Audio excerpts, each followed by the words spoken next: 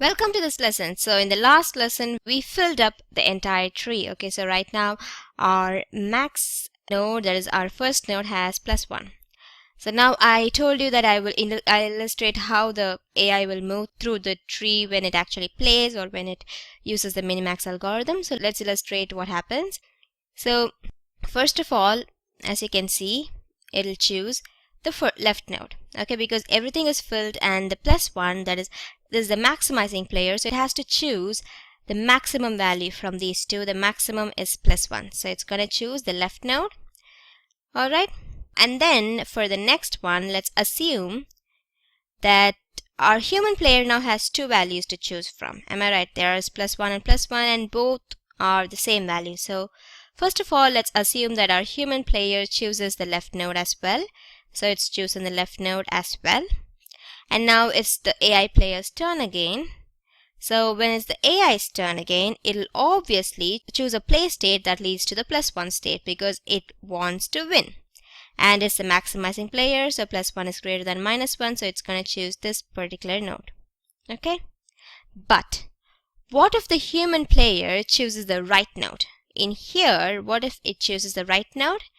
What happens then? Because both are possible. It could choose either this or it could choose this. So what if it chooses this? So then what happens is the AI player in the next turn, it'll still choose +1 because the draw state is lesser than the +1, that is the win state. So it's obviously going to choose the win state because it wants to win. So it's going to choose the win state and then it's going to win. Okay?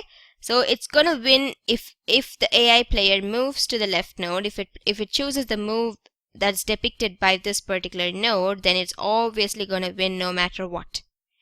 But if it originally chose the right node, because I don't know, because there was an error in the code or something like that, if it chose the right node rather than the left, it would have ended up losing the game. Because let's say it chooses the right node, and then the min player is obviously going to choose this particular node because it's going to choose the minimum value. It's going to choose the value that's going to lead to the AI player losing and hence the human player winning. So it's going to choose the left node in this particular node, and now the max player has only lose states to choose from, so it's going to lose either way.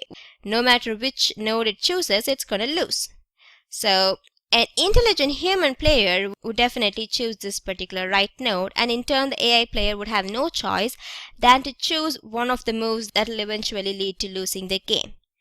If the human player had chosen the right node, on the other hand, this particular 0 node, even then the final state would only be a draw, not a win, because there is no option for a win at all. But this only happens when the human player is making an error, because by choosing the draw state in here, it's actually making an error.